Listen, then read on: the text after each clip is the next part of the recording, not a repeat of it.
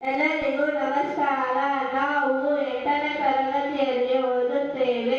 ಇವತ್ತು ನಾವು ಸ್ನೇಹದ ಬಗ್ಗೆ ಹೇಳುತ್ತೇವೆ.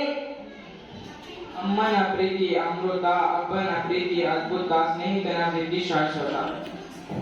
ಎಷ್ಟು ವರ್ಷದಿಂದ ಪರಿಚಯ ಇದ್ದಾರೆ ಅನ್ನೋದು ಫ್ರೆಂಡ್ಶಿಪ್ ಅಲ್ಲ, ಫ್ರೆಂಡ್ ಎಷ್ಟು ಚೆನ್ನಾಗಿ ಅರ್ಥ ಮಾಡಿಕೊಂಡಿದ್ದಾರೆ ಅನ್ನೋದು ನಿಜವಾದ ಫ್ರೆಂಡ್ಶಿಪ್. ಸ್ನೇಹ ಅಂದರೆ ಭುಜದ ಮೇಲೆ ಕೈ ಹಾಕಿಕೊಂಡು ನಡೆದವನು ಮಾತ್ರ ಅಲ್ಲ, ನಿನಗೆ ಎಷ್ಟೇ ಕಷ್ಟ ಬಂದರೂ ನಾನಿದ್ದೀನಿ ಅಂತ ಭುಜ ತಟ್ಟಿ ಹೇಳುವನೇ ಸ್ನೇಹ.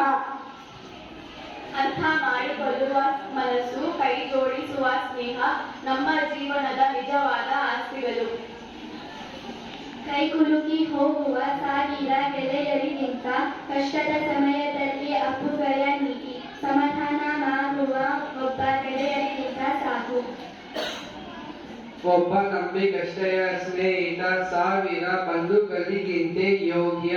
ಧನ್ಯವಾದಗಳು.